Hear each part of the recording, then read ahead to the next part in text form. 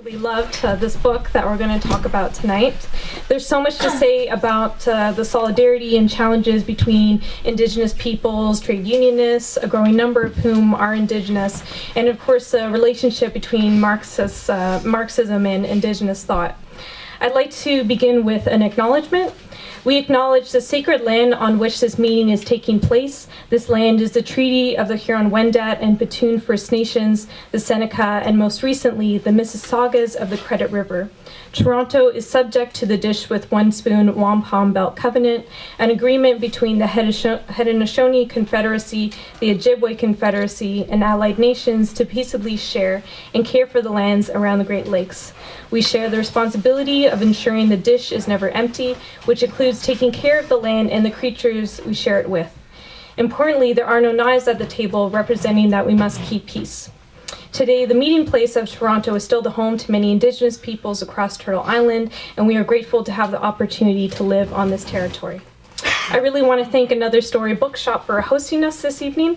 Along with the book we're here to discuss tonight, they have a great selection of books on Indigenous politics and socialist politics, and I'd like to invite one of the staff members of the bookshop to come, Alos, I believe. If you just wanted to say a few words about your wonderful space here.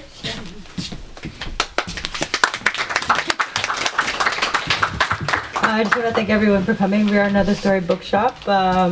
It's precisely these kinds of events and book launches that we really exist, and the space is here for you, so we're really happy to host this. Just some housekeeping, the washrooms downstairs, there's a flight of stairs.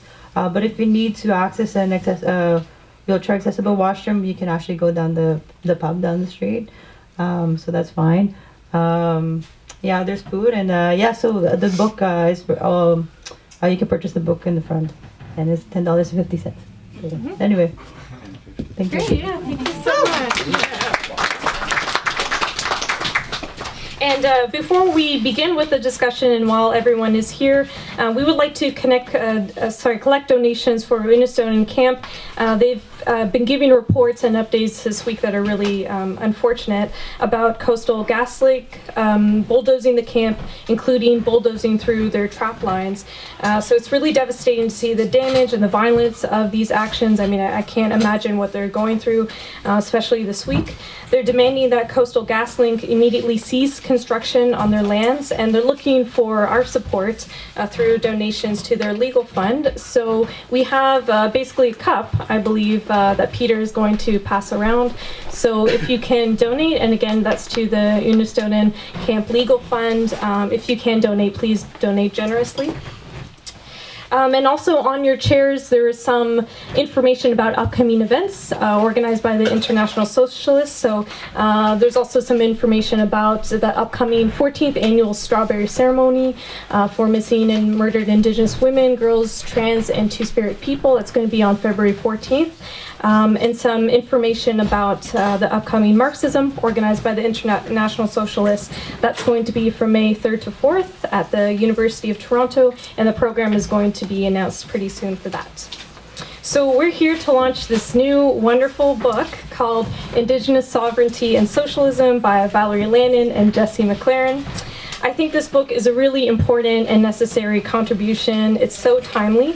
It's an important contribution to understanding how the struggles of Indigenous and settler peoples are intertwined, that we both face forms of violence, exploitation, and oppression from the Canadian state and the capitalist class. But as the book argues, Indigenous peoples face very distinct forms of violence from settler colonialism, and the relationship between Indigenous peoples and the left has been very tense. The left has committed racism, sexism against Indigenous peoples, and like the author and theorist Glenn Coulthard says, the left needs to take the struggles of Indigenous peoples much more seriously. They need to better understand Indigenous ways of life and the revolutionary potential. Their struggles against colonial capitalism are struggles not only for land, but also deeply informed by what land as a mode of reciprocal relationship ought to teach us about living our lives in relation to one another and our surroundings in a respectful, non-dominating, and non-exploitive way. he also argues, I'm a big fan of Glenn Coulthard. I had him as a teacher a few years ago.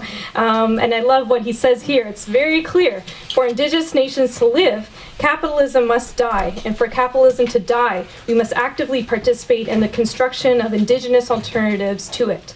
So like Glenn Coulthard, and also I want to mention, and there's some great books here by Lee Miracle, Lee Ann Simpson, Howard Adams, who we're going to talk to, I hope, a bit tonight, because he's discussed in this book. The Indigenous and settler left have so much potential to unite together. And in the face of climate change, ongoing dispossession and encroachment on Indigenous lands, as well as attacks on unions and working class people and so on, we urgently need to explicitly unite our struggles. I'd like to thank two very special people for being here tonight, Chief Myeengun Henry and Crystal Sinclair. Crystal Sinclair, oh yes, applause for them now. You know them maybe. Very well known around here. Crystal is one of the founders of Idle No More Toronto. She's been on the front lines of struggles here in Standing Rock, and most recently with the Wet'suwet'en people. A few years ago, she organized a meeting held at the OPSU office that featured Frida Hussein from Innistonin Camp and an elder from Standing Rock. She is committed to building alliances to support Indigenous sovereignty, and she has led numerous rallies and other events. Chief Myeengun Henry is the chief and respected elder from the Chippewas of the Tams First Nation. We got to know him through his opposition to the Enbridge Line 9 pipeline running through Sarnia and Montreal. The Chippewas of the Tams launched a court case to stop the transmission of diluted bitumen through their territory. Members of the International Socialists, the West End Against Line 9, and Toronto 350 supported this legal challenge by raising funds in the fall of 2016. And Chief Myeengun remains a vocal and visible supporter of many struggles for Indigenous sovereignty beyond his nation. So now I'd like to have Chief Myeengun and Crystal, share their opening remarks, beginning with Chief Myeengun. Thank you. Good evening. Wujo Myeengun and Ejnikas, Deshkan Zibi and Donjiba, Myeengun Dodem. Kasinagojin. Tonight, I said it's kind of cold outside, but I want to start off this evening by taking us back a little bit before the struggles that we see in front of us. There was a time when our Creator brought us to this world, and we didn't have to battle over some of the things that we are battling today, because there was knowledge and there was understanding that we had to live hand in hand with our beautiful Mother, the Earth.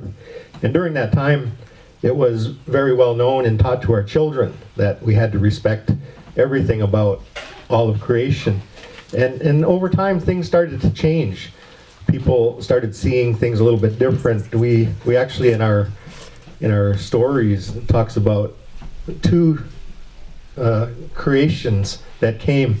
One was when this whole universe, this whole being came to be out of a heartbeat from the Creator. But then at another time, when humans got here, they kind of changed things, and they wanted to demand from creation some of the things that it didn't need to give to them. And they decided to create ownership and started separating humans from all the things in creation. And when that took place, our Creator said that that wasn't the way it was meant to be. We needed to live together with all parts of creation. So I guess if you look at some of the creation stories in the world, a lot of them talk about a big flood. And even in the Bible and other areas that talk about floods in this world, there's similarities in some of these stories. And that's what took place in our history. We were told that a big flood came, and we had to renew our values that we have with the land. And it took that time for us to figure out, I guess, that something was wrong, and how we have to treat each other and have an opportunity once again to understand that this world is meant to be something very beautiful for all of us. So tonight, as we begin, it's about that, going back to our basic understanding of what our role is here while we walk on Mother Earth. And I think that's how, and the only way we're going to get back to understanding the things that we have to do in a better way. These struggles don't have to exist. They're unnecessary, because if we live by the natural law that Creator gave us, we wouldn't have to battle these corporations and these governments who don't want to see anything other than economy. And I think this is really important because we all have it within us, like that first spark of life that you were given when Creator decided to bring you to this world. There was nothing but honor and respect in that beautiful first breath that you took when you walked on this earth. And I think that's the part that we forget, because we get born into a society that has made rules that isn't necessarily coinciding with our natural law. And we have to start remembering that that is first and foremost for us to take care of ourselves, take care of each other as humans, and to know that this land that we are so honored to walk on for the amount of years that we have, it has to be kept healthy and clean for generations to come. And if we can kind of get back to those values, then I think those struggles that we see today are going to be less and less, because without those, then I think everything goes haywire the way that we're seeing it happen right now. So I just honor those elders that told us those stories and wants us to tell that to more people now.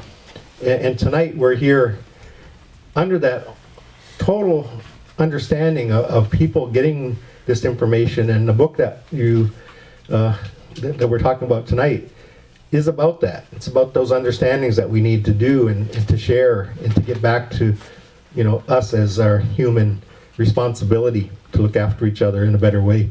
So I'd like to let you know that I'm happy and honored about what's taking place here tonight. Your spirit that brought you here tonight, it comes from a good place, and it tells you that you want to be part of something that I think we all need to start looking at from a very, very important perspective. Because when I look at what's happening in governments and you know, where this technology is taking us, you know, it really makes me feel really nervous about how I'm going to be able to provide for my children and grandchildren, and not have the things that we had when we went fishing, and there wasn't tumors on our pickerel, and there wasn't you know, worms, you know, growing in those fish that we see today. And we can't have that in our body, because that sustenance that we require we need those things. And if they're unhealthy, then we're unhealthy. So it's all about building our resources and understanding together to have an opportunity to live and share in this world all the beautiful things that Creator gave us. So happy to be here with you tonight and being a part of this this evening together. Chimigwech. So I thank you for the invite to speak here tonight.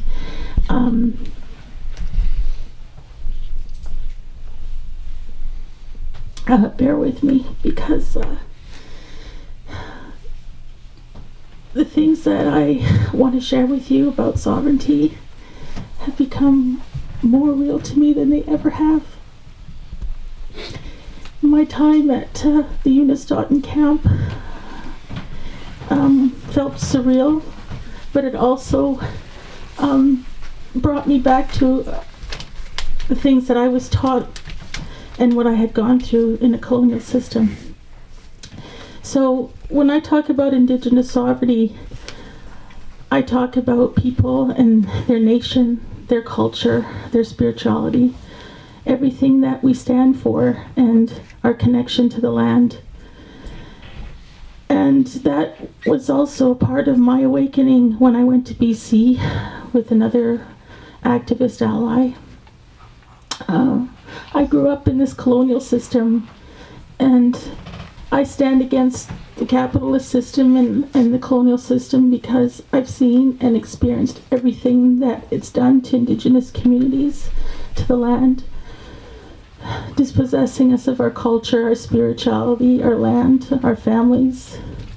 You know, so many of us have faced trauma because of it, and still today the state enforces trauma by bringing in the RCMP and militarized police to remove Indigenous people from their land.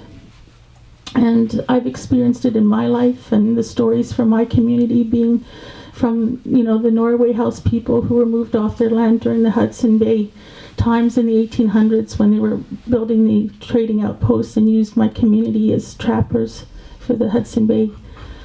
And then we had to move off our community in the 1800s, and we treated and became Treaty 5 and now live in Manitoba.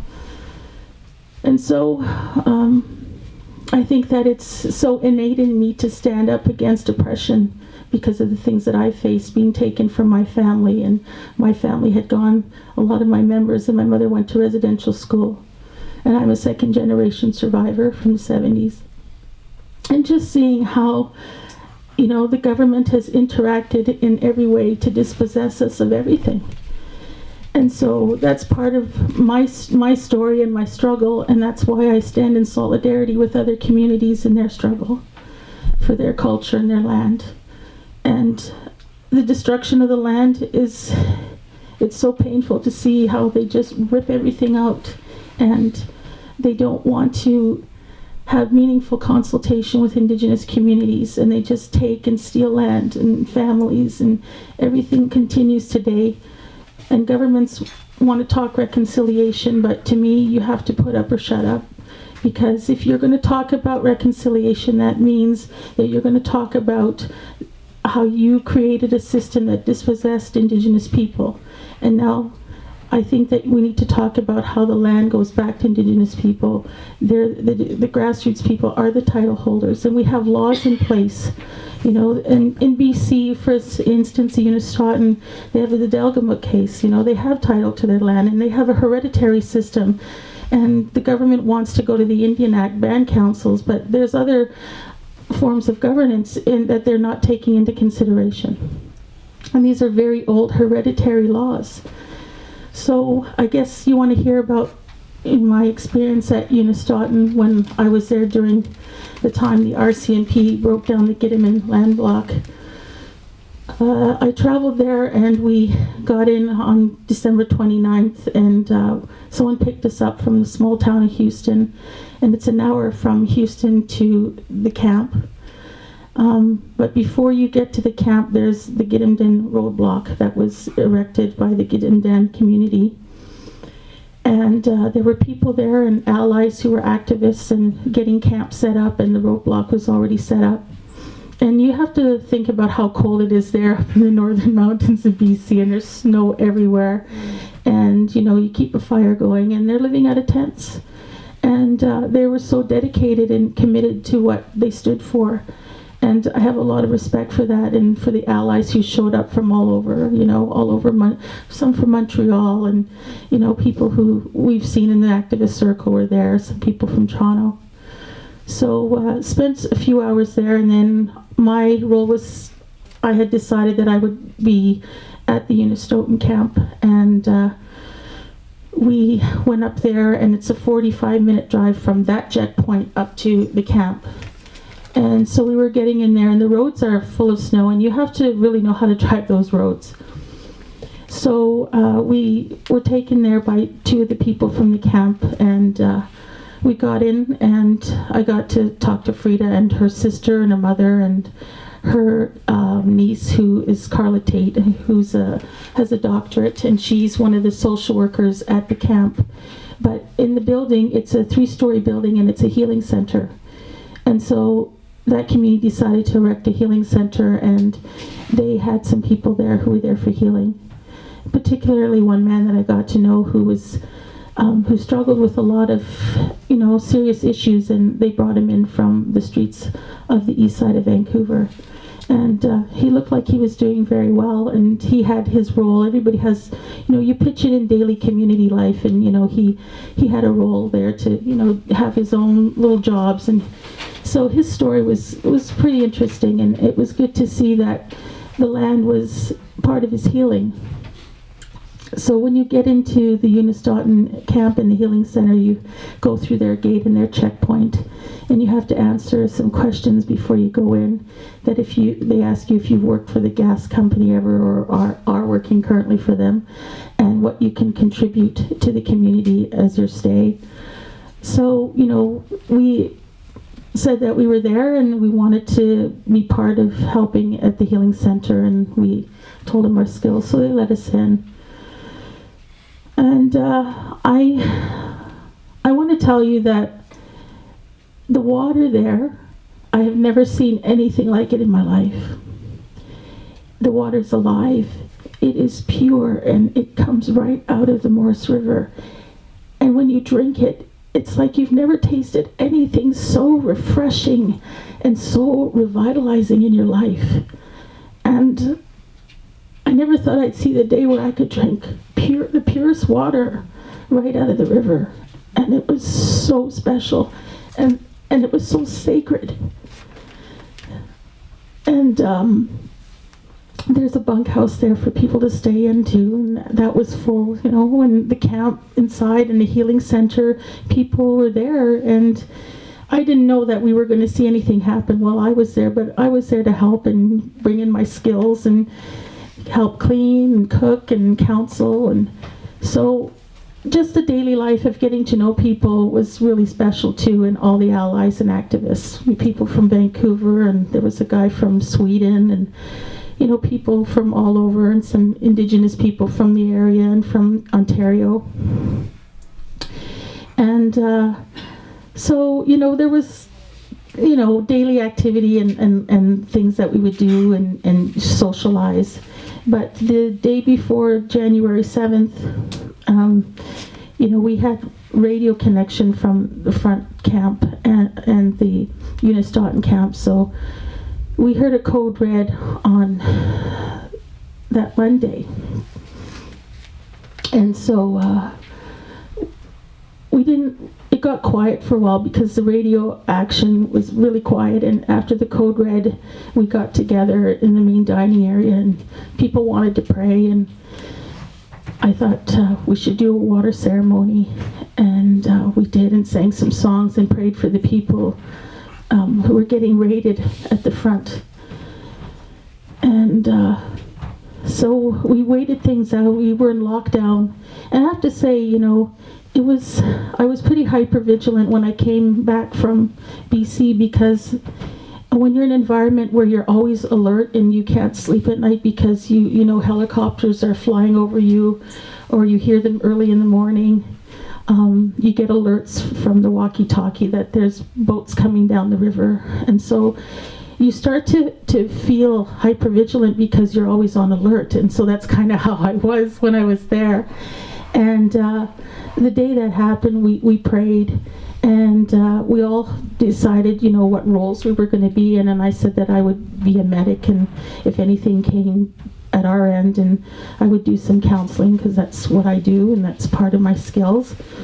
So it was getting dark, and then probably around maybe 4:30, we heard that people were coming through the gate. And it was people who managed to get away from the front when the blockade was being raided at the Gidimt'en blockade. And so there was some activists who managed to get away, and so, you know, they had a 45-minute trip in a vehicle, and they got away, and so we realized that they were friendlies, and they got in, and they had to wait, and I was asked to take them to the bunkhouse, because the bunkhouse was given up. If anything happened, you were arrestable. And so they asked me to counsel the people that got away. And I said, of course I would. And they teach you everything about getting your things. They got a go bag in case you need to get out. You have a go bag, it's packed, it's ready to go, that kind of stuff. And you live with, a lawyer's phone number and a jail support number on your arm every day. And the stories I heard of people who've been arrested before were quite horrendous in what they had faced. So, you're always got to prepare your mind for that. And it was, something that I had to learn to do. And when they had gotten away, I went to the bunkhouse, and everybody else was back in lockdown at the main healing center. And, seeing that people were safe was good, but they were traumatized. They had assault rifles held at them. And these are young Indigenous men who are standing up for their community and the land. And some of them were actually from Ilsipuktuk, and they had traveled all the way to be there in land defense, and to look at them and to make sure that they were okay. and look in their eyes and say, "Are you okay?" You know, and you could tell that whatever they had seen at the front, you knew they escaped with their life. And so I was able to sit and we, make some food and make sure they were warm because, it's pretty cold. And you had to think about these people standing for hours on a blockade and police coming through, breaking through and stepping on people and crawling over them and pointing assault rifles at them, and they were unarmed. And some journalists got away with them as well. So a Toronto Star journalist and someone who wrote for the New York Times, I believe. And they stayed with us because we were all in lockdown. And so, the next day it was pretty quiet. We were expecting to be raided, and it was quiet, so we bought another day. But then on the 9th, around 3 o'clock, this caravan of about 30 cars came down the road because you could see they had a camera over the bridge. You could see everything that came through the bridge. And the people who came were 4 hereditary chiefs and a lot of the Wet'suwet'en clan members. And they came in and the tribal police drove behind them and they came in with the press. So there was a press release in the dining hall, and I was sitting there, and I was sitting with other Wet'suwet'en community members at the table, and the hereditary chiefs said that they were going to comply with the injunction. We looked at each other. We didn't really know what that meant, other than that's what they decided, and they have the decision. They have the say. And what it meant was that they didn't want to see any more people get brutalized or traumatized or attacked. And they felt that it was their responsibility as the chiefs to take care of the people. And then it was hard because Frida is a strong person. And when I saw her start to cry, I knew that it was at that point that it came down. I mean, her partner was burying his mother who had just passed away, and he had done ceremony all week. And they were about to bury her, and Frida couldn't be part of that. She was at the camp the whole time. And there's a lot of things to contend to when you're a leader of something like that. And taking calls and talking to the press and trying to keep, the RCMP away. So that was the day then that I thought, well, I guess it's, I was going to be there for a couple weeks, and we were able to get a ride out that night away from the camp. And so we decided to take that ride. So now from what I've been following is that the Coastal GasLink workers did break through, and they're there, and they're bulldozing land and trap lines, and it's against, the agreement.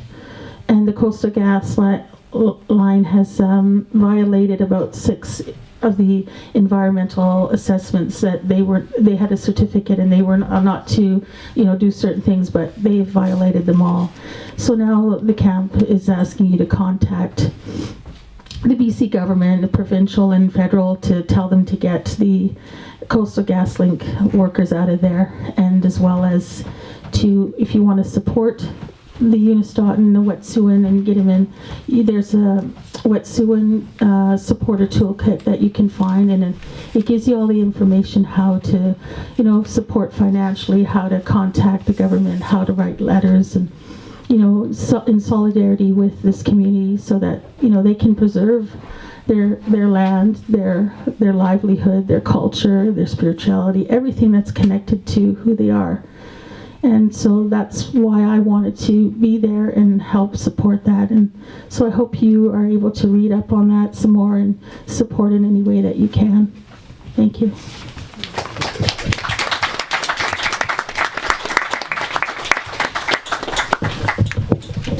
Starting with Valerie. Valerie Lannon is a longtime activist and a member of the International Socialists as she became familiar with Marxist literature and with socialist solidarity actions. She was also becoming personally acquainted with several First Nations on the West Coast, where she lived for over 30 years. She could see the overlaps in thinking about justice, broken promises to Indigenous peoples, and the importance of collective rights and the destructive nature of capitalism, all of which led to co-writing this book. Jesse McLaurin. Jesse is a member of the Toronto West Branch of the International Socialists. He has been an activist in the climate justice movement, and he edited the pamphlet System Change, Not Climate Change. So I'd like to we'll begin the discussion actually by starting with some questions to the speakers tonight, which are going to get into the issues and the politics that are raised in this book. So the first question is for Crystal and Myeengun. It's been nearly 4 years since Justin Trudeau was elected on a promise to respect Indigenous peoples. The NDP was elected on a promise to oppose the Site C Dam. That was a hydroelectric dam on the Peace River in BC. Trudeau had promises to respect Indigenous sovereignty and in some ways work toward environmental protection. And, these came as a result of the hard work and activism, struggles, and demands of many Indigenous peoples and non-Indigenous peoples who have supported them. Yet in this time, and since Justin Trudeau has come to power, we've seen several events unfold. The Supreme Court sided with Enbridge in regards to the Line 9 pipeline. Justin Trudeau also vowed to commit funding to purchase Kinder Morgan's highly contested Trans Mountain pipeline. The RCMP raided Innistonin Camp, as we just discussed, and have continued to do very destructive actions since. And there's been so many atrocities that have occurred in recent years, almost too many to name. The book discusses the destructive logics of colonialism and capitalism. So my question is, in your experience, for you two, what have been the biggest barriers to achieving Indigenous sovereignty? And at this time, I'd also like to ask you what were your impressions of this book? What do you think about that? So whoever would like to begin. Okay. Yeah. This last couple years, I'm always trying to find good in everything. That's part of who I am and how I try to look at things in life. And I wanted to take this new Prime Minister's view, very important words that he spoke about Indigenous relationships. And we didn't see that for 10 years previous to that. And we wanted to come into this in a new way. We wanted our people to maybe find a path that's going to be a lot better than what we've lived before. And so we wanted to give him the benefit of the doubt to say that he's going to do some of the things that he wished or he talked about. And as the chief of my nation, I've had to get very close contacts with him and him directly on some of the issues that we have. And what I've run into, every single time is it's a tunnel vision of thought that doesn't. He doesn't hear other things that we're saying. Just before we came in, we were having a discussion at the restaurant about some of the things that happen on our reserve that people don't understand. Some people say, let's just build businesses and factories and we can get people working, but if you don't have an infrastructure or if you're not able to produce clean water to your First Nation, then you can't do those things. And those are some of the things that people don't understand when it comes to dealing with governments. And in my conversations with the Prime Minister was we needed to start fixing things from the ground up so that we can have those things. We can have restaurants and things there on reserve to create some type of economy and jobs for people. But without having those basics that every community has, municipalities have, you just can't do those things. And then what happens to the people? They think that we just aren't capable of doing those things, and it's not that way.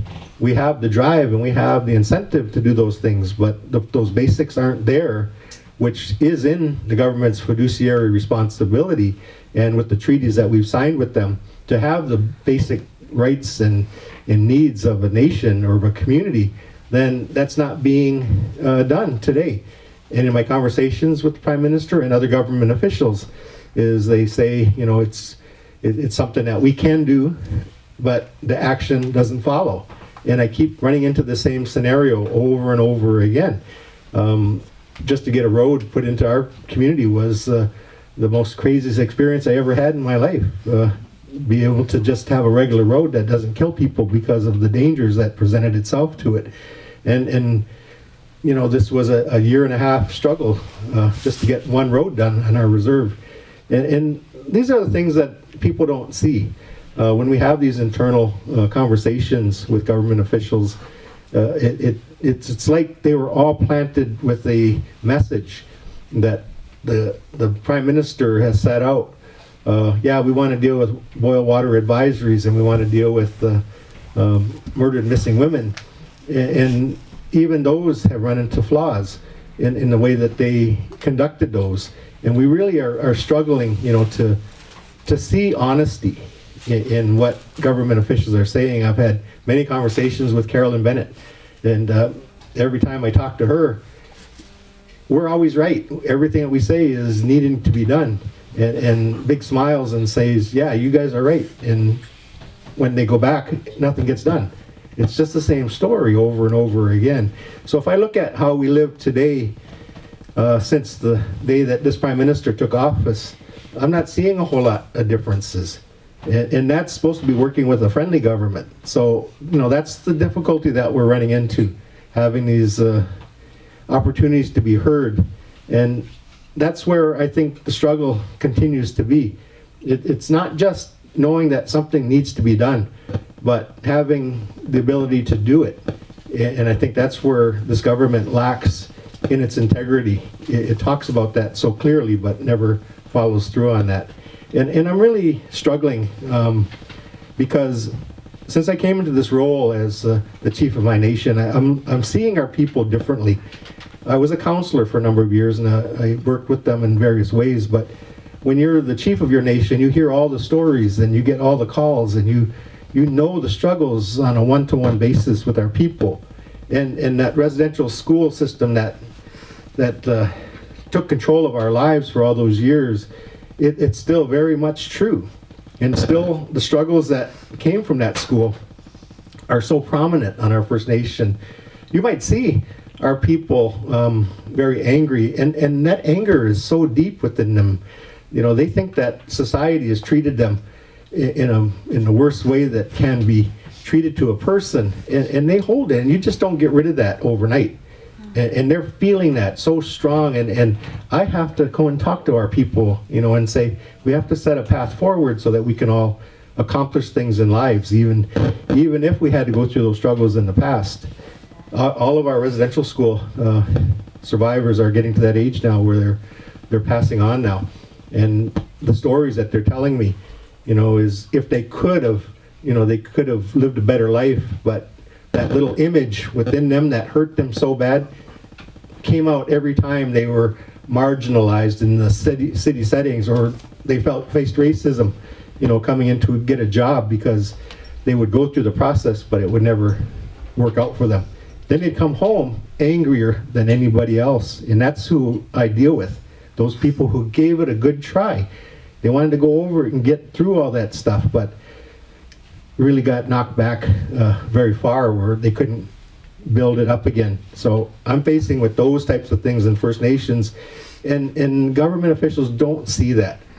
They just say, well, let's build, you know, let's give you some money and fix this and that, and maybe that'll fix the struggles. But the pain that exists within those community people, it's just so deep rooted inside of them that I don't know how we're going to get through that part of it.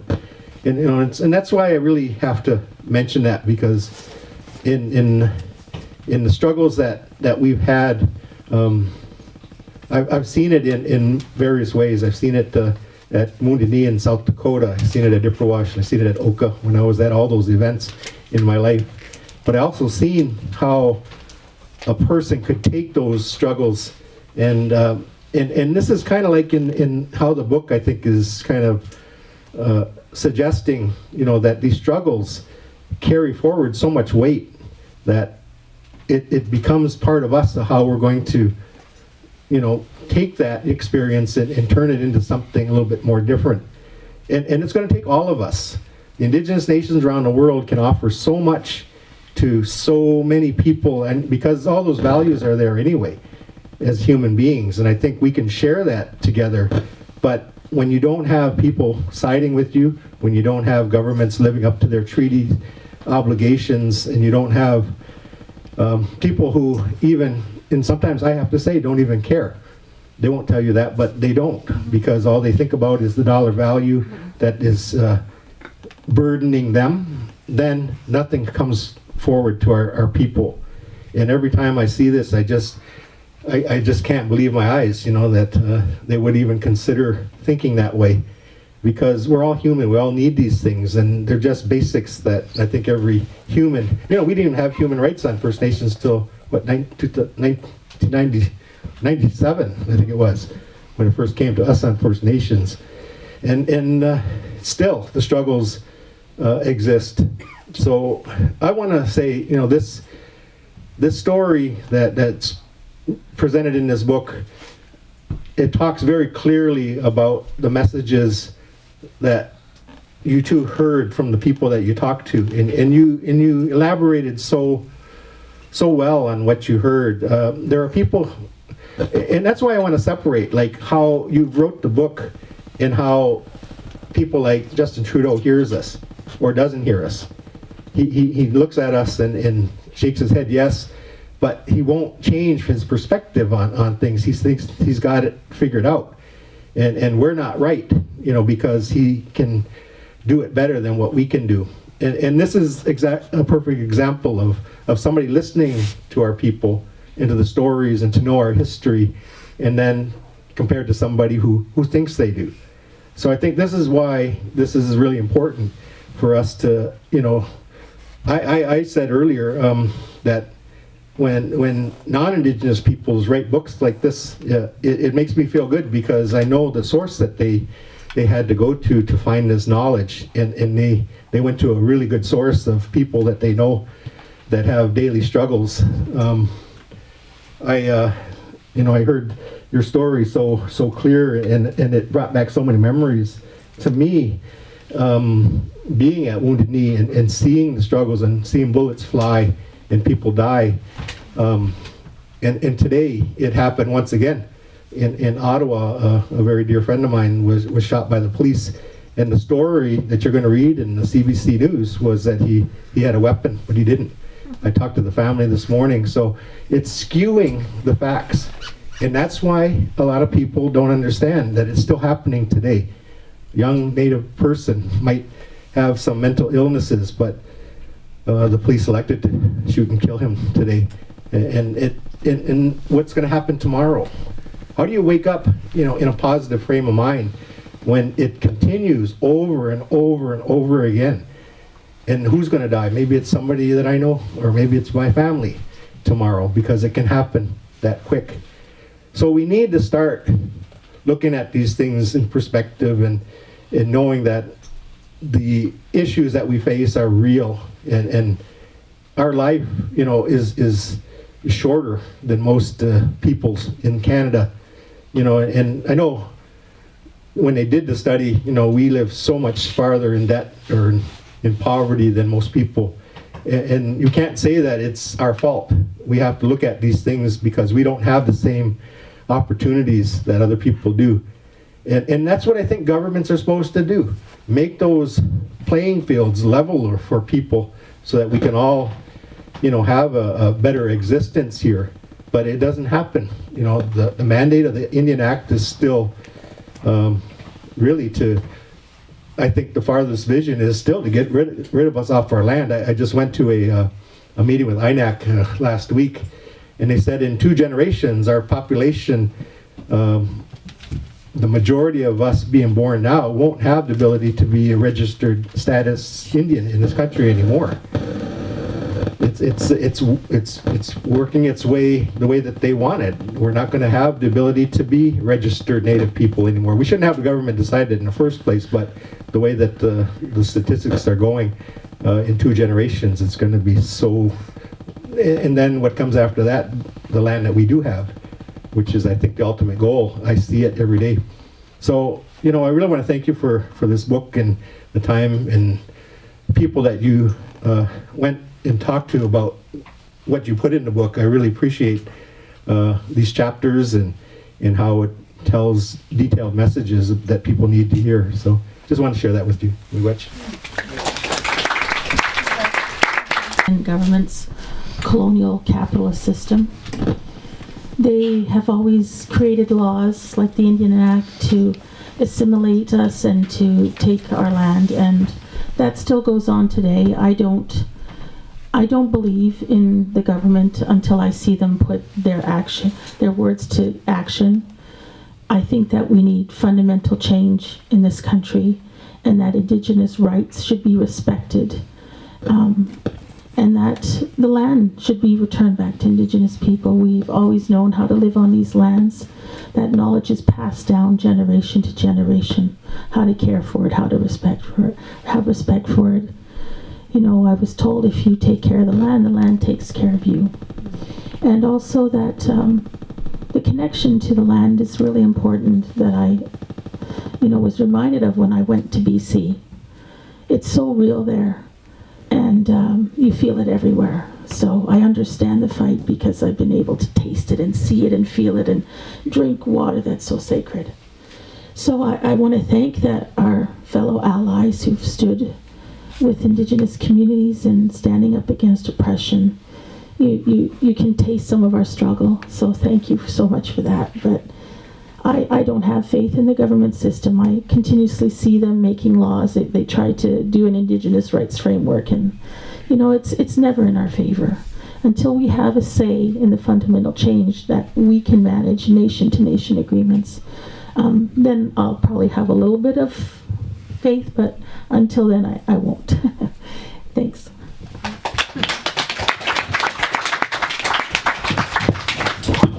Thank you again, Crystal and Chief Myeengun. To the authors, I have a question for them. How did the book come about, and what resources did you use, and what challenges did you face? Who would like to begin? Me. Yeah. Do you want to sit or stand? I'll stand. Okay.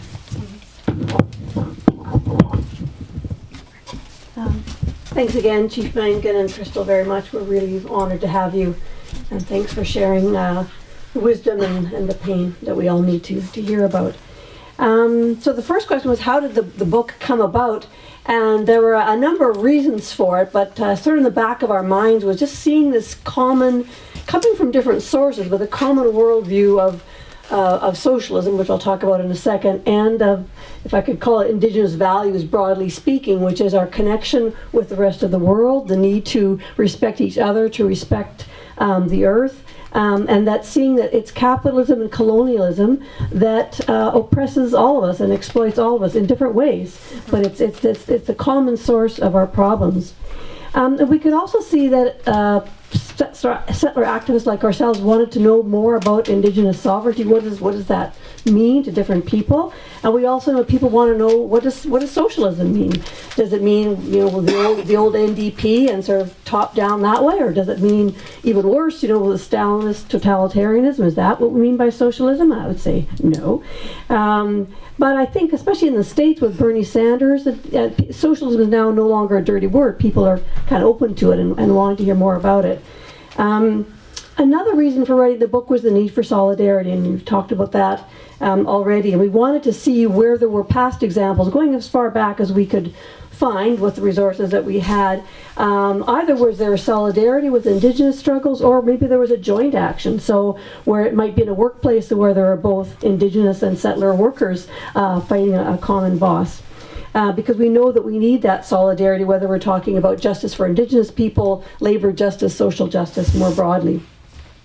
And on an organizational level for the International Socialists, I'm proud of our record in interviewing you, having you speak at our Marxism, both of you. But we didn't have an up-to-date kind of a book that tried to pull things together, where it was kind of overdue. So that was what really drove the book. The book is aimed at settlers to build solidarity with Indigenous struggles, and this is solidarity that Marxist Indigenous writers and many other activists have been calling for a long time. In terms of resources, Myeengun was quite right. Over the years, we've done a lot of interviews, and people like John have done as well. So we have those things. We've had your talks at Marxism, etc. But I would say in terms of literature, there were two things that have happened in the last 20 odd years that really helped. So if you go to the back of the book, I always go to the back of the books when I get a book. On a page 124, it got that long, is a bibliography, and I would really suggest you go there. It's not exhaustive at all.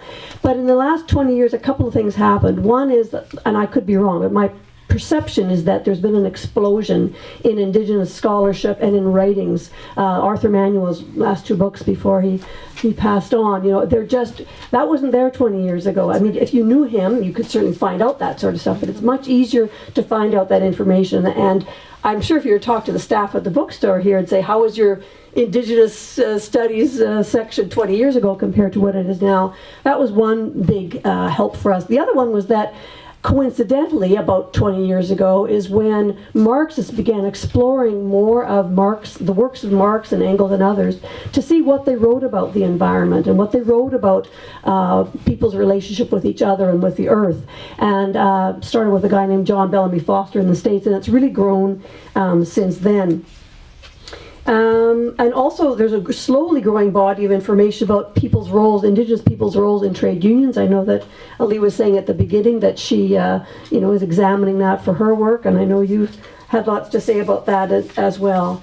So there were lots of resources and writings we could look at, not only at Marx and Engels. When Engels wrote about the origins of the family private property in the state, he looked to the anthropological evidence of the day, which led him to First Nations in what is now Ontario and how they lived, and said, "Oh, that's what we need to be doing." Lenin wrote a lot about the self-determination for oppressed nations, etc.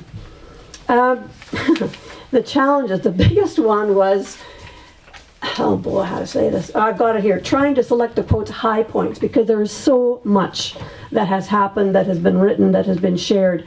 So my little picture in my mind is, if you're on a motorboat on a really windy day on the lake and you go bump, bump, bump, bump, bump, you're just getting the highlights. Well, the book is kind of like that, maybe a little easier on your butt than that, but we're just hitting the high point. You could have taken any of these sub-chapters and made a whole book about it, and I hope that people will continue to do that. So that, I'd say, was the biggest challenge, was just trying to narrow it down a little bit. And so the book is not meant to be exhaustive, and neither is the bibliography, but hopefully people will find it as something to whet their appetite and explore a bit more. Of course, as white settlers, we were also nervous about making a cultural mistake or leaving out something really significant. So we see this as a work in progress. It's just got a limited print at this time. So as we begin to get more feedback from people, we can add things or correct things. We did have an Indigenous person read the whole thing in draft form. We sent it to a few people, but I think maybe it was too long. But one person did go through it, and she gave us some encouraging feedback. So with that, and the fact that we used almost exclusively Indigenous sources, we felt confident enough to at least get the first printing going. At one point, I told Jesse, stop reading and stop writing, because it was just growing, and you got to stop it at one point. But even after we sent it to the printer, now we've got the invasion of the Wet'suwet'en camp. So I would say that was probably the biggest challenge, but a real joy and lots of support from people in this room as we went along. So thanks to all of you.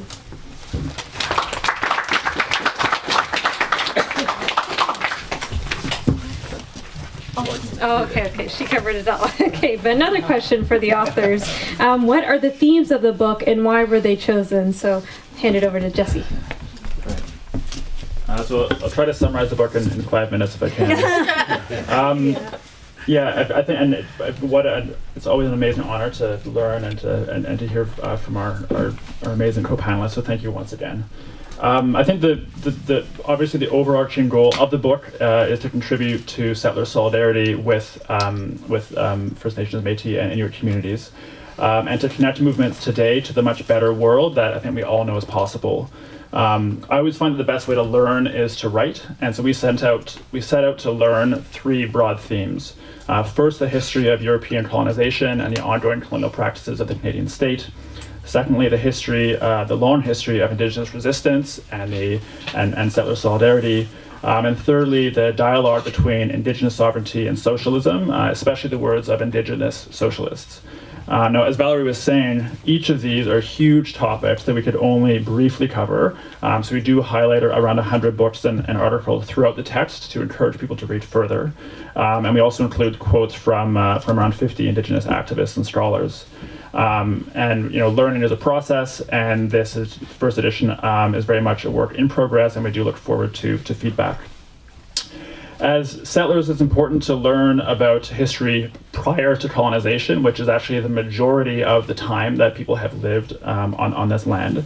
And so we start with the writings of Indigenous historians like Mi'kmaq scholar Daniel Paul, who described the deep democracy and equality of Indigenous nations across Turtle Island, who lived sustainably for thousands of years. And we can hear from the stories of how clean the water is that this is proof and practice of the sustainability of these societies. As settlers and as socialists, it's important to recognize the deep impact that these societies had on the emergence of socialism in Europe, actually. So when Marx and Engels wrote that humanity could live in a world of democracy, equality, without women's oppression, without a state apparatus, they didn't just dream these up. These were not just utopian fantasies that came from their minds. These were actually based on the lived experiences of Indigenous peoples, especially the Haudenosaunee. Then we want to learn about how capitalism arose in Europe and spread to Turtle Island. And we start with Marx and Engels, who had an ecological and anti-colonial critique of capitalism, saying that it separated people from the land in order to create a pool of workers to exploit, that it commodified and privatized nature, and that it spread through colonization and slavery. We then look at more recent insights of Indigenous socialists. So Roxanne Dunbar-Ortiz has written an amazing book, The Indigenous Peoples' History of the U.S., to look at the long history of violence of settler colonialism south of the border. Ron Bourgeot, who's a Métis historian, has looked at the colonial impact of the fur trade. It's always presented as some mutual exchange, but as we've heard, the fur trade was deeply disruptive. It divided communities, it commodified nature, it imposed a male-dominated market that further subordinated Indigenous women. We then want to learn about the history of the Canadian state. And of course, every year, Canadians celebrate Canada Day, and they glorify Johnny MacDonald. He's called the nation builder. But of course, if we look at the experiences of Indigenous communities, he was very much out to destroy sovereign nations. As we've heard, he used residential schools to steal Indigenous children from their communities and to repress their language. He used an Indian Act to criminalize ceremonies and to undermine Indigenous women. He used the RCMP to occupy Indigenous territories. We also want to learn about the history of resistance and solidarity. Métis historian Howard Adams has detailed the broad resistance that happened immediately upon the formation of the Canadian state in 1869, then another wave in 1885. These were led by Cree and Métis communities, but also actually had broad support from settler communities in the prairies against the encroachment of the Canadian state. Others have highlighted labor solidarity on the West Coast, where Squamish fishermen helped organize some of the very first unions in Vancouver, uniting with Japanese and European workers. But of course, a lot of this solidarity was broken by racism, and this is also a lesson that we need to learn. When Johnny MacDonald was able to scapegoat and execute Louis Riel and Chief Poundmaker, he was then able to conquer the prairies. When Canadian companies were able to use racism to divide Indigenous against non-Indigenous workers, they were able to smash unions. And of course, as socialists, I think we look to see that there's a broader context to what was happening to explain the decline of solidarity in the 30s. As Valerie mentioned, early socialists like Lenin and Luxemburg had supported anti-colonial movements and freedom of religion, but Stalin's counter-revolution turned socialism on its head, with forced industrialization, opposition to national liberation, and ignoring the environment, and this had a damaging impact on settler solidarity for generations. That, of course, didn't stop Indigenous sovereignty movements, and we've seen wave after wave over the past 50 years. In the 1960s, 1970s, the Red Power movement stopped Pierre Trudeau's attempt at forced assimilation through his so-called white paper. And as Red Power activist Howard Adams has explained, this movement included Indigenous struggles for self-determination of their communities, and also attempts at building solidarity between Indigenous and non-Indigenous workers. In the 80s, there were constitutional struggles which won Section 35 on Indigenous rights, and Shuswap activist Arthur Manuel has written about, and his book is actually at the back. There was also an ongoing campaign to end the sepsis provisions in the Indian Act, which Mi'kmaq activist Pam Palmater has written extensively about. In the 1990s, there was another wave of land defense, which exposed the colonial role of governments both across the country and also across the political spectrum, from Ontario Tories who attacked Ipperwash, to Quebec Liberals who attacked Kanesatake, to the BC NDP who sent in the military at Gustafson Lake, which has basically been now repeated with Suitin. As Dene scholar Glenn Coulthard has explained, Indigenous sovereignty movements, though, forced the Canadian state to actually alter its tactics from one that was explicitly geared towards genocide and assimilation to one that was based on the rhetoric of recognition and reconciliation, but which remained colonial to its foundation. We can see that Trudeau Sr. Tried to erase Indigenous rights, and Trudeau Jr. campaigned on Indigenous rights, but yet has continued to ignore them completely. And we want to learn from and support the ongoing movements for Indigenous sovereignty, whether it's Idle No More, climate justice, or justice for missing and murdered Indigenous women. And of course, there's the annual march coming up in 2 weeks' time that everybody should attend. And we have much to learn from our co-panelists, from Crystal Sinclair, who's worked connecting struggles from Standing Rock to Unistoten, or Chief Myeengun's work in challenging Line 9. And we end by linking these movements of today to a world of democracy, equality, and environmental sustainability, which is not only possible but urgently necessary. And we hope this book can be a small contribution to this process of supporting Indigenous sovereignty and building the working class unity to make this world a reality. Thank you. We're going to wrap up our discussion here just with one more question and then open it up to the floor. So the last question is, it's a really tough one. How would you describe the ultimate goal of a world of climate justice and Indigenous sovereignty? So Chief Myeengun, would you like to go ahead? No biggie. Yeah, that's a thinking one there. But when I just put it into a frame of mind that this world, as I said earlier, is meant to be for us all in a good way. It didn't have to be the way it's going, and we can reverse that by taking a step back and saying, what's really important?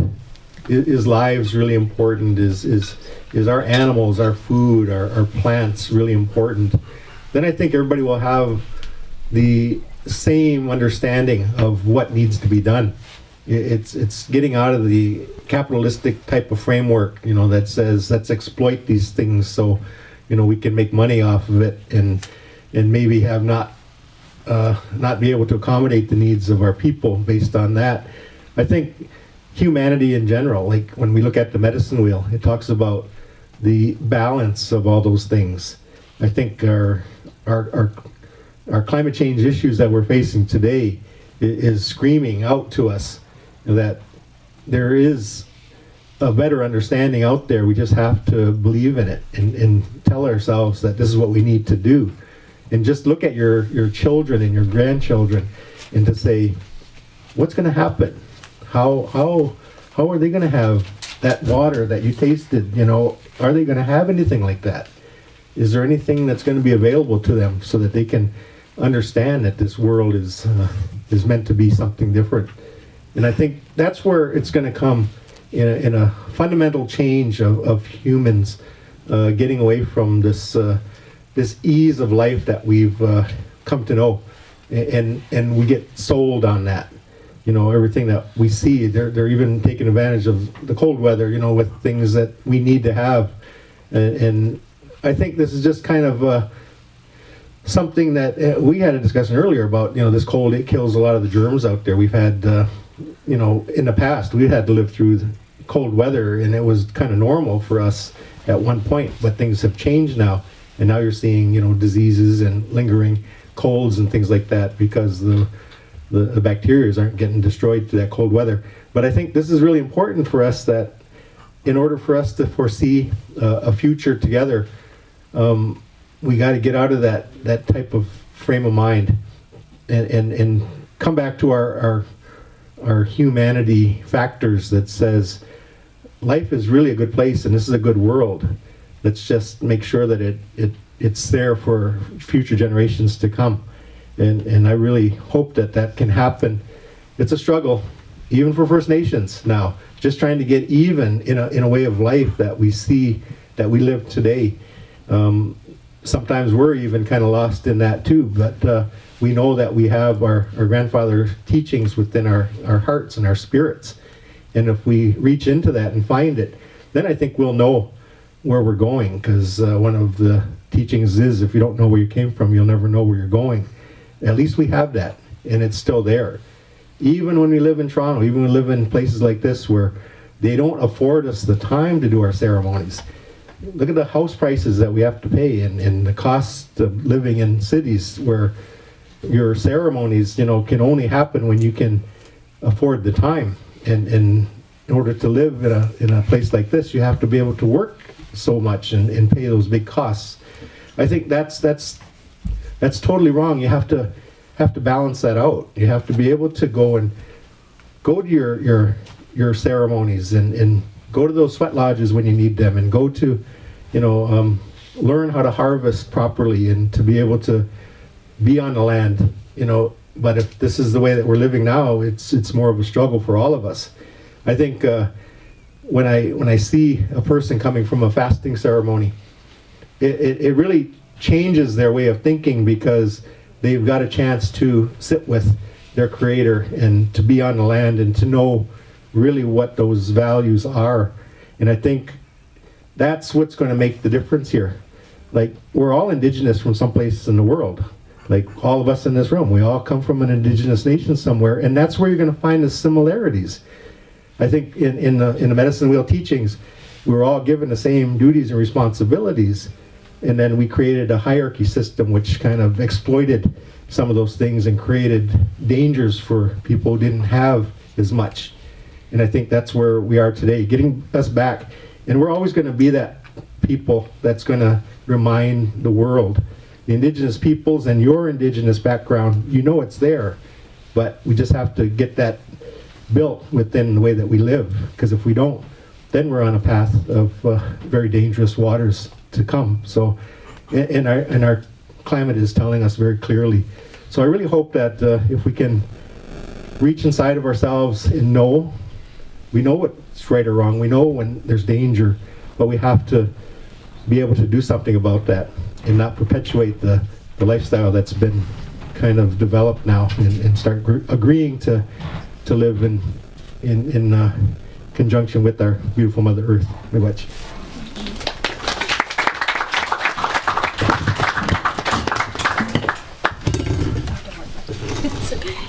Thank you for reminding us about the medicine wheel. I think on a personal level for me, going back to ceremony is a very big part of my balance and learning the teachings of my spirituality and culture, and that heals me and it makes me strong. So reminding to go back to ceremony is really important, and whatever it is for you, what your ceremony is, what makes you strong, what heals you, what brings positive light in your life is really important. I would have to say that I think that the fundamental change that's needed in the system is that we're on a destructive path with these governments. They're always commodifying the land and what they can get from it, and I think it's a really sickening approach and a mentality that's so ingrained in them. And so if we can move away from this fossil fuel extraction and taking and stealing, we need to come together and figure out how we're going to move forward. And I think part of that is looking to energies that are renewable and sustainable for the future, so that, the grandchildren can look back and say, oh, okay, they fought that for us, because that's where we are right here and now, and this is where we're going to have to make that turn.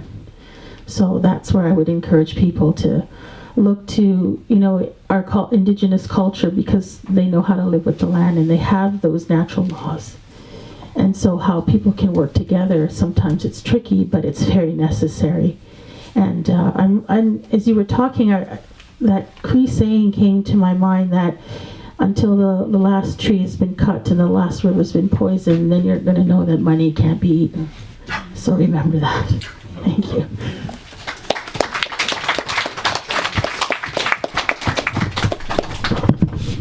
Okay, thank you so much. Now we're going to open it up to the floor. I'll take a few questions at a time, maybe like 2 or 3 questions. So do you have any questions for any of the speakers tonight? Oh. What's that? Oh, if you'd like to now, yeah, sure. Yeah? Okay. Well, we'll begin with questions. Any questions or comments for the speakers? There's lots to discuss. Did you want to go ahead? Yeah, Pam. Well, yeah, maybe I'll just make an observation, but I just also really want to thank all the speakers for your incredible words tonight and inspiration. And I think that's what I want to talk about my own experience reading the book, because what really struck me is exactly the point that has been made, is that really I feel like, you know, I'm a socialist and a Marxist, but I really feel like the foundation, like the wellspring of that future is actually Indigenous knowledge. And I want to touch on that very point, because I think oftentimes Marxists are not seen as people of faith or spiritual and so forth, but I want to touch on Indigenous spirituality, because I also feel like that is an urgent necessity for humanity, because so much of what capitalism does is fragments us and atomizes us and harms our thinking so that we can't see the totality. And you know, when you Chief Myeengun Henry talked about that we have to live together with all of creation, I just thought that's it. Like, we have to restore the totality, that everything touches everything. And I feel like for me that's a socialist project, but I also see it's also the, you know, Indigenous sovereignty as a project as well. And so I just want to thank you for writing the book. Thank you for being part of this panel and for being a permanent, ongoing source of inspiration to bring us full circle to where we need to be. Thank you. Yeah, thank you, Pam. Any other questions, comments? How about in the meantime, did you want to go ahead? Sure. So, just in terms of the timing of this event, so 2019 has been, I think, gotten off to a bit of a painful start, and you know, January began with the attack on the Wet'suwet'en, and then January has ended with Toronto losing a very important climate activist, and we just wanted to pay tribute to his work tonight. As this is an event about building solidarity with Indigenous peoples, we want to recognize the work of Dave Vassy. Many of you have known and worked with him over the years. He supported countless struggles. It would take, and it will take up a whole event to, I think, really document all of his contributions. Just speaking from my own experience working with him, from the Occupy movement to Line 9, he always centered Indigenous struggles in his activism. At the same time, he built important links between Indigenous communities, climate activists, and unions like the steelworkers. He was an activist who understood the true meaning of solidarity, and he's going to be sorely missed. And in the spirit of continuing that solidarity, I'll just make another pitch for the contributions to the donations for the Unistoten camp.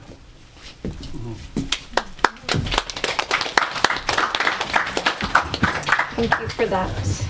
So last chance. Any questions or other comments for the speakers tonight? And I am sending the cover on. Okay. Thank you, Peter. Thank you. Questions, comments at the back? Yeah. I'm not sure if the book touches on it, but I'm curious what conversations have you had about governance? You know, like how like I think I'm interested in the practicality of actually upholding Indigenous sovereignty and having socialism. You know, I'm just interested in the thoughts and conversations. Did you hear that, Doug? I'm certain. Do you want to maybe come a bit closer than repeat your question? I mean, I heard it, but. It's like, it's actually like the technicality and the conversations that people have had around how do we actually uphold Indigenous governance, and also have, like, you know, what kind of governance are settlers upholding as well.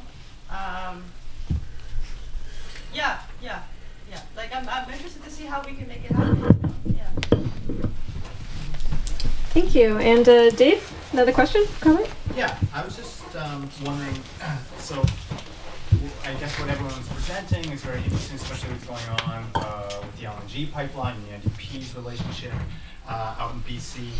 And I just want to read this quote from Jim Brady, who's a Métis activist back in the 50s and 60s. He was also a Marxist.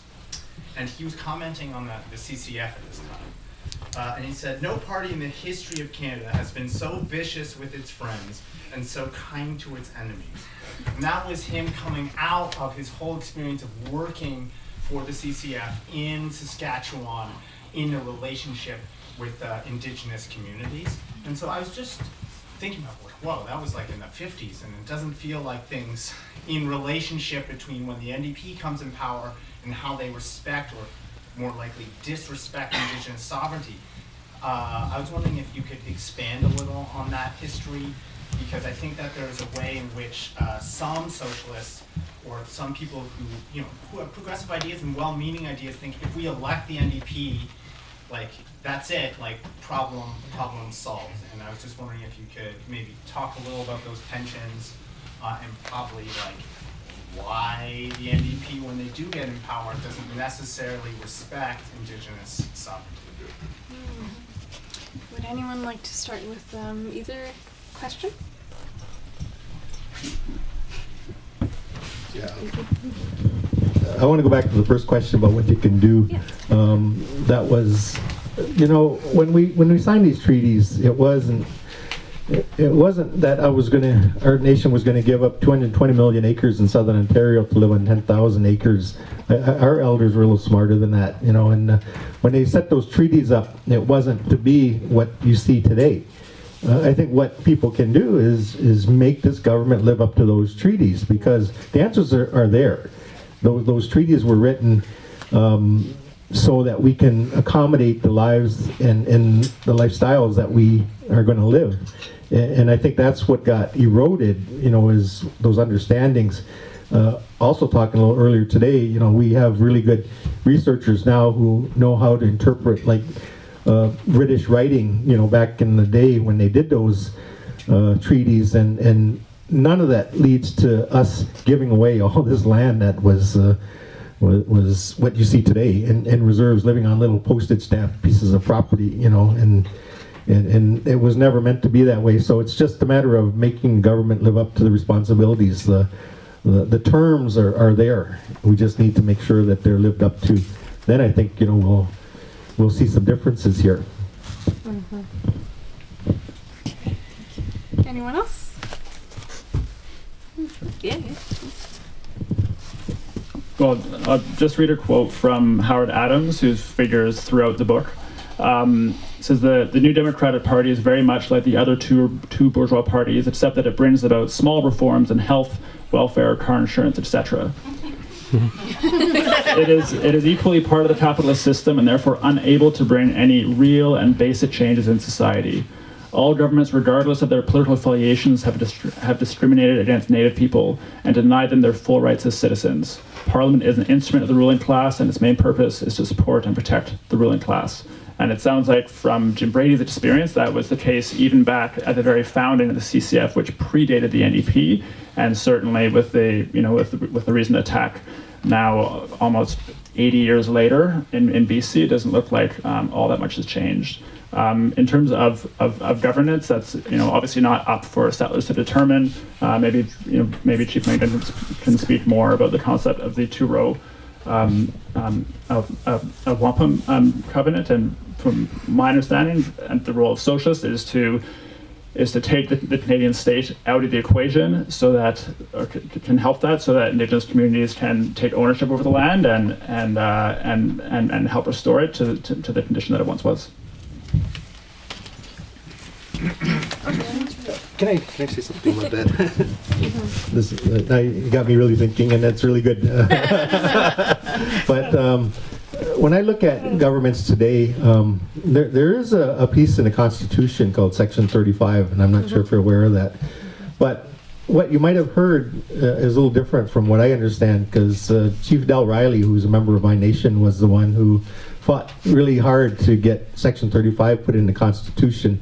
In fact, he went over to England and set up a embassy over there, an Indigenous embassy over there, and the government of the day didn't want that to happen, so he created an opportunity for us to get Section 35 put in the Canadian Constitution. It had nothing to do with goodwill of the government of the day. It was basically mandated and pressured to do that by the chiefs of this country. And in order for them to shut the embassy down in England, Del Riley persuaded the government to include Métis rights within the Constitution. So now that you see what's happening in, I guess what I hear governments talk about Section 35, it's kind of like a box that's undefined. It's existing rights that haven't been defined. And I think that's really a problem, because these governments that are set up still live under a certain mandate, and even NDP government, and we have Indigenous peoples within the government now who still have to live under the mandates of those governments, even if they know better. They still have to follow that, and the pressures that exist within those Indigenous peoples in those parties supersedes their reason for wanting to be there. I know Judy Wilson-Raybould, for years as a regional chief in BC, fought really hard.